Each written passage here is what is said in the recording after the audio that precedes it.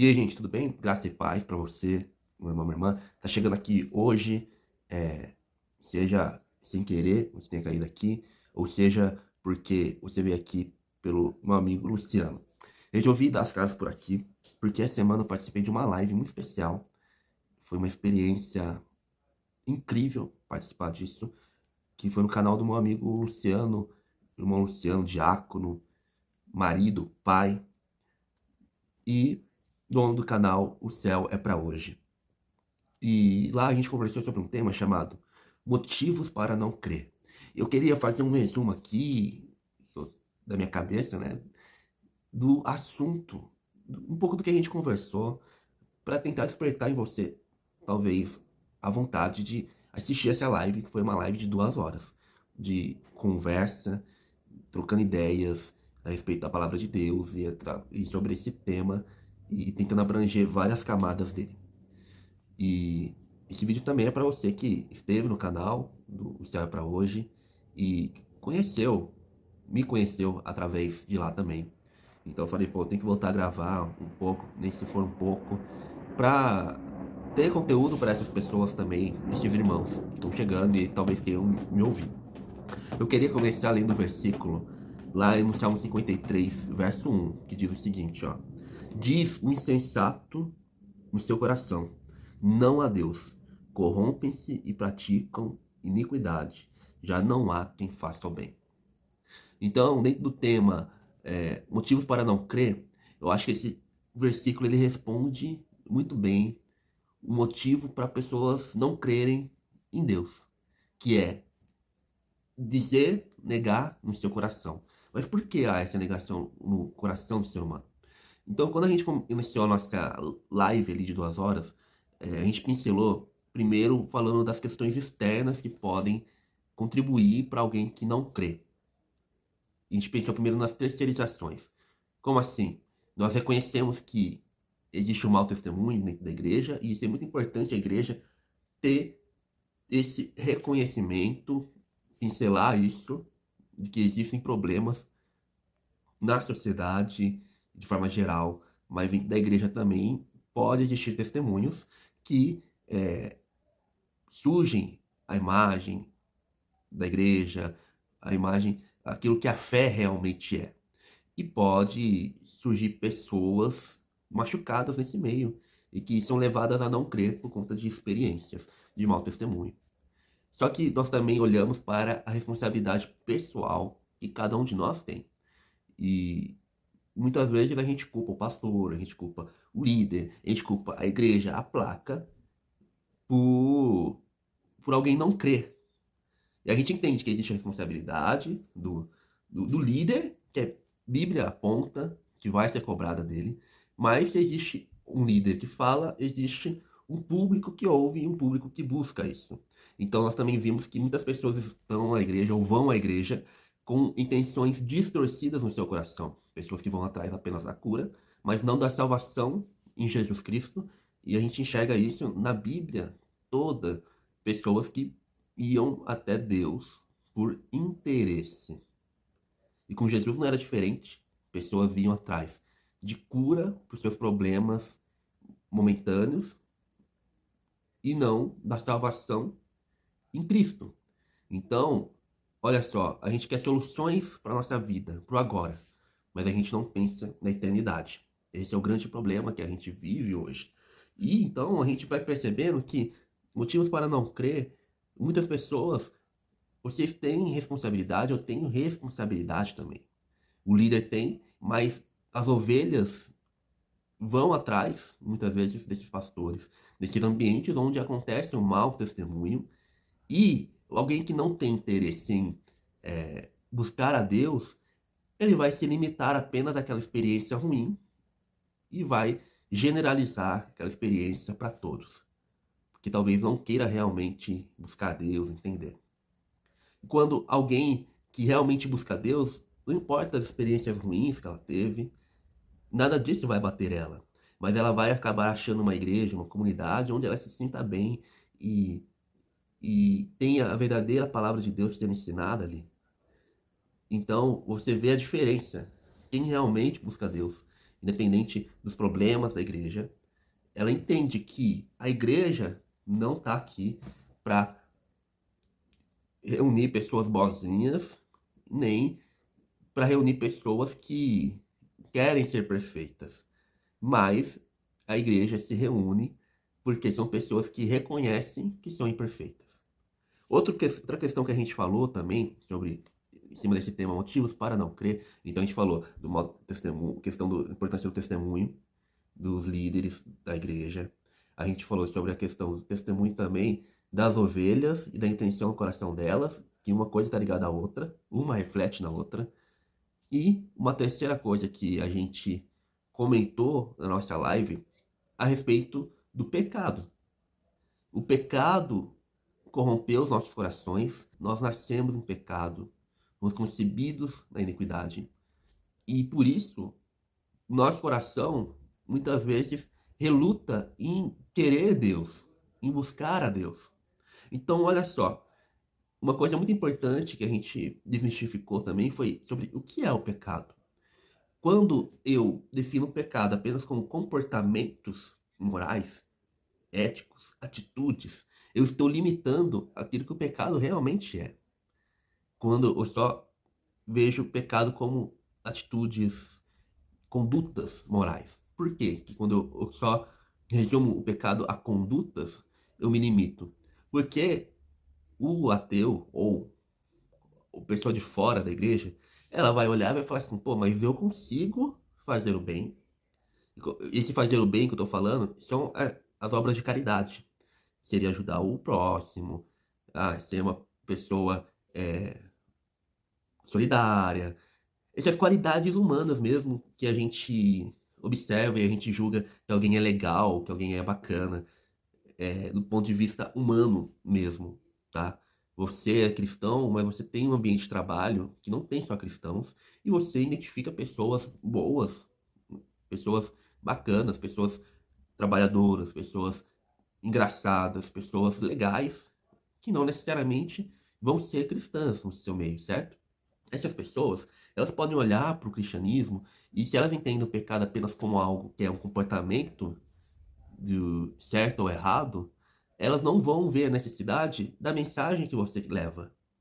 Por quê? Ela vai falar assim, pô, mas eu sou trabalhador, eu sou um bom marido, sou uma boa esposa, sou um bom pai, eu tenho qualidades que me tornam bom sem a necessidade da igreja. Então por que que eu vou buscar a Deus? Por que que eu vou crer em Deus se eu não tenho esse problema? Então, assim, o grande passo para você crer em Deus é você entender o problema que você está vivendo. Você entender que esse problema faz parte da sua vida. É o problema do pecado. Mas como você e eu, a gente muitas vezes define pecado como comportamentos, como atitudes, como condutas somente, a gente limita também a eficácia do evangelho. Então, quando a gente apenas resume a ações normais do dia a dia, e a gente diz, ó, você precisa de evangelho para você fazer o bem, para você fazer isso, para você fazer aquilo, ou não fazer isso, não fazer aquilo, você está dando argumento, contra-argumentos para si mesmo. Então a pessoa fala assim, pô, mas eu tenho qualidades boas sem estar na igreja. E aí a gente tem que entender o que então? Que, embora o nosso coração tenha pecado, nós nascemos em pecado, Deus também colocou no nosso coração a lei, a Bíblia. As verdades bíblicas muitas vezes estão presentes no nosso coração também, sem que a gente perceba. Então, a moral, a ética, entender o que é certo e o que é errado, todo ser humano tem capacidade de entender o que é certo e o que é errado. Porque Deus colocou no nosso coração o medo da morte. Nós não fomos criados para morrer, fomos criados para sermos eternos e por isso a gente tem dificuldade em aceitar a morte aqui no nosso mundo. Então, Deus colocou em nós também os seus atributos, que todo ser humano pode refletir. Os dons e talentos que você tem, você reproduz na sociedade. Até um não cristão tem dons e talentos, seja cantar, seja pintar um quadro, seja escrever, seja fazer contas ou estudar ciência. Essas pessoas que não creem mas contribuem de alguma forma para a sociedade, elas já estão fazendo isso porque Deus deu para elas capacidade para fazer isso. Então, olha só, a gente está entendendo que a coisa é muito mais profunda. A pessoa tem atributos de Deus, não todos, não tem ainda os atributos do fruto do Espírito, mas ela tem atributos e coisas na vida dela que você pode entender e apontar para então começar a evangelizar ela e ela entendendo que, caramba, o meu senso moral, minha perspectiva do mundo, eu tenho ela porque Deus colocou em mim. Nossa, olha, eu não quer dizer que eu faço isso aqui porque Deus me deu isso, me deu essa capacidade. Alguém que gosta de doar, de ajudar. Nossa, não quer dizer que eu faço isso porque Deus tá me movendo a isso. Então, olha só que interessante. E aí a gente volta para a questão do pecado. Calma aí, então o pecado não é só comportamento aparente, o que você mostra. Mas o pecado é uma natureza, uma essência. Você nasceu em pecado. Quando Jesus está com a prostituta, ele diz, ó, aquele que não tem pecado, jogue a primeira pedra. Ele não diz aquele que pecou. Então, olha só, mesmo que você tenha condutas boas, seja um cara legal, engraçado, um cara trabalhador, que não chega atrasado no seu serviço, se você tiver todas essas condutas morais, perspectiva humana, em ordem, mas você não tiver Cristo, de nada adianta. Porque você não tratou o problema, você não tratou a doença. O pecado ainda está te condenando. Por quê? Você não é condenado pelo que você faz ou o que você deixa de fazer, mas você já está condenado por conta do pecado no seu coração. Tá entendendo o que eu quero dizer? Por causa do pecado no seu coração é que você está sendo condenado. E você vai falar assim: ah, mas eu não pequei. Calma aí. Todos nós pecamos, de alguma forma. Talvez você diga que não pecou porque você olha apenas para três coisas: matar, roubar e, sei lá, trair sua esposa, seu marido, ser infiel em algo. Então, você olha para esse tripé, ou principalmente para matar e roubar, e você define o seguinte: se eu não mato, não roubo, logo eu sou bom. E talvez se a gente olhar para sua vida com muita atenção, a gente vai descobrir talvez que dos 10 mandamentos, dois você não faz, mas o resto talvez você quebre todos. Você não mata, você não rouba. Mas talvez os outros 8 você esteja em falta. Talvez não seja tão perfeito assim quanto você pensa. Tá entendendo? Você tá comigo? Então a gente vai vendo que a questão do pecado ela é muito mais profunda, porque não se trata de comportamentos, mas se trata de algo que está dentro de você. Uma essência, uma natureza que já te autocondena quando assim que você nasce. Nós nascemos condenados praticamente por conta do pecado. E o que seriam então as ações, a má conduta? Toda má conduta ela é um reflexo, uma reação, um sintoma do pecado que está dentro de você. Então nós vamos ter aí variados pecados, variadas atitudes e variados nomes que a Bíblia traz. A mentira, o furto, a cobiça, a glutonaria e tantas outras nuances. Essas atitudes, elas são sintomas do pecado dentro do seu coração. Mas ainda que você não praticasse muitas dessas coisas, alguma delas você iria praticar. Mas ainda que você não praticasse tipo, aquelas que talvez sejam mais aparentes para as pessoas, você ainda é pecador e ainda tem pecado dentro de você. Você não teve o remédio, que é a palavra de Deus, que é Cristo, para ser salvo. Então é como uma pessoa que tem um corpo bonito, sarado, no shape, mas ela tem uma doença, um câncer destruindo o seu corpo internamente. Um corpo bonito por fora, mas doente por dentro. Por fora parece saudável, mas por dentro está sendo destruído. Então, olha só, a quando eu resolvo mudar a minha visão sobre o pecado e a minha definição de pecado, eu vou entender que a solução é muito maior do que a gente imagina. E a gente vai ver então que os motivos para não crer que alguém poderia usar de justificativa já são desmontadas. Porque ele não cria porque ele não entendia o problema que ele realmente tinha, o problema que ele realmente vivia. Mas agora ele já entende que o pecado não é comportamentos ruins ou bons, mas é algo que está no seu coração. Ele vai entender que tem coisas erradas dentro dele. Tanto é que as pessoas reconhecem que não são perfeitas. Tudo bem que muitas vezes o sentido delas de bom pode estar distorcido também, porque Provérbios 16 vai dizer que aos olhos do homem todos os seus caminhos parecem bons, mas não são, porque o coração nos engana. Ou seja, o pecado corrompe e nós não conseguimos discernir totalmente aquilo que é certo e aquilo que é errado. Nós discernimos traços porque Deus é misericordioso, porque, como eu disse, Ele colocou a palavra dele no seu coração. Mas a gente não consegue distinguir tudo 100% nítido. Mas olha só, você já fez algo errado e veio no seu coração a sensação de que você não deveria ter feito? Ou você pensou em fazer e algo puxou no seu coração? Muitas vezes você tem prazer em pecar em algo, em ver, ou pensar, ou falar, mas ao mesmo tempo você tem um conflito dentro de você, porque você sabe que não deveria estar fazendo, não deveria estar vivendo daquela forma. Você olha para uma mulher ou para um homem, independente do seu gênero, mas aí você sente, pensa, quer algo que até produz um certo prazer na sua mente, mas aí logo vem uma voz e fala assim: opa, eu não te criei para isso. Eu te criei para isso aqui. Você sente, você muitas vezes está vivendo essas experiências, vivendo essa vida, uma vida em pecado, mas você sabe no fundo que você tá errado, que tem alguma coisa errada, algo faltando. Isso é o Espírito Santo dentro de você, indicando o caminho. Porque, como eu disse, Deus colocou a eternidade no coração do homem, e muitas coisas que nós fazemos, muitas obras seculares, muitas vezes refletem verdades divinas. Claro, talvez não sejam ideais 100% perfeitas, mas servem para nossa reflexão quando a gente assiste um filme, quando a gente assiste uma série, quando a gente ouve uma boa música.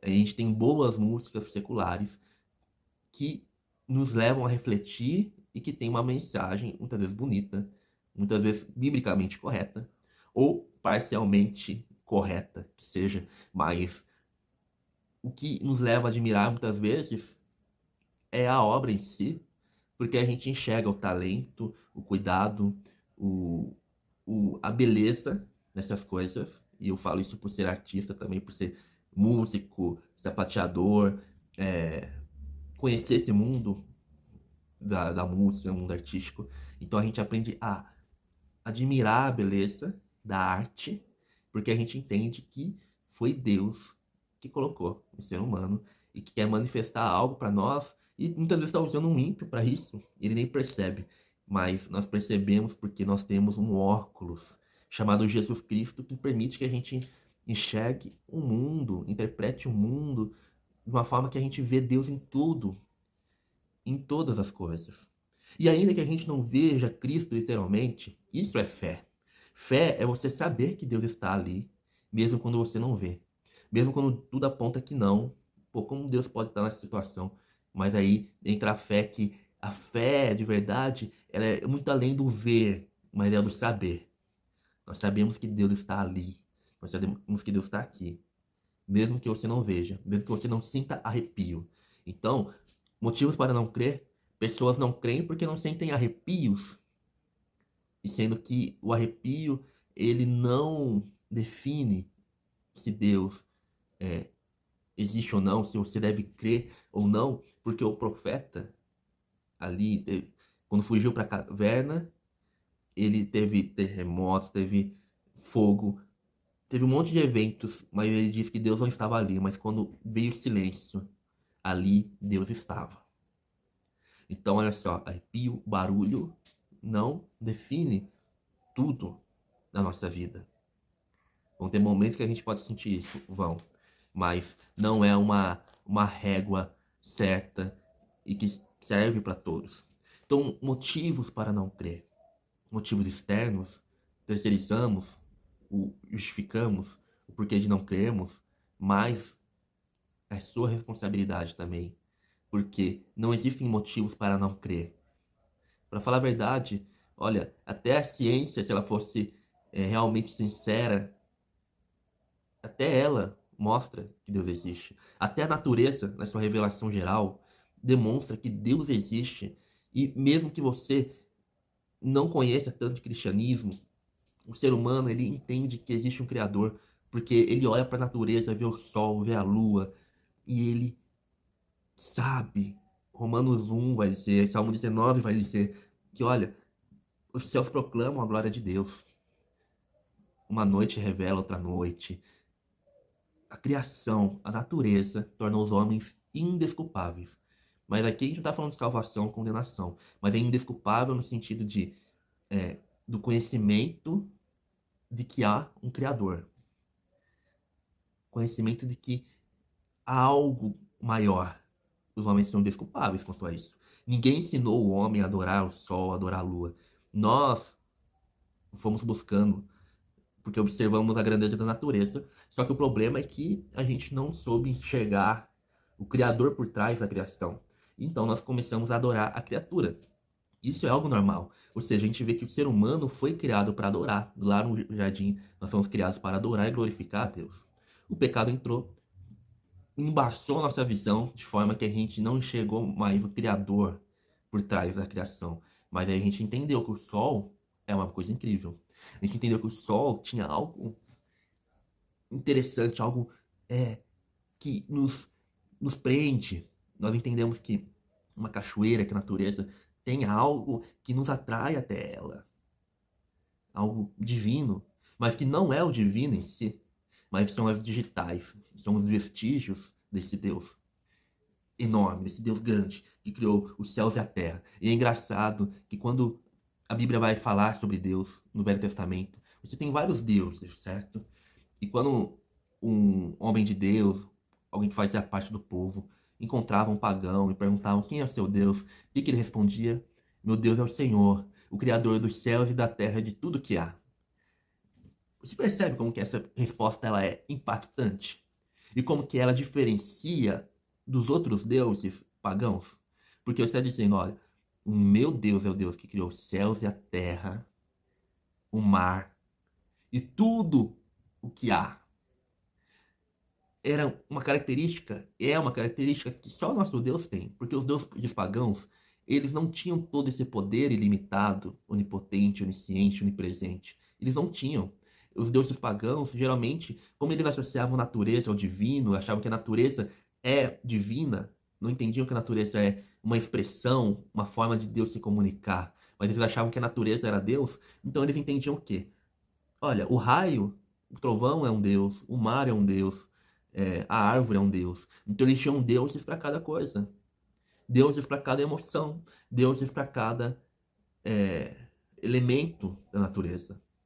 Então, nós chegamos, aí chega esse povo chamado povo de Deus e diz: o meu Deus é o Senhor, o único Deus, o Criador dos céus e da terra, o Deus dos deuses, o Rei dos reis. Então, olha só o impacto disso na nossa vida. Amém? Então, acho que eu falei demais. E esse foi um pouco da conversa que a gente teve naquela live. Claro que eu não dei spoilers. Teve alguns, mas assista.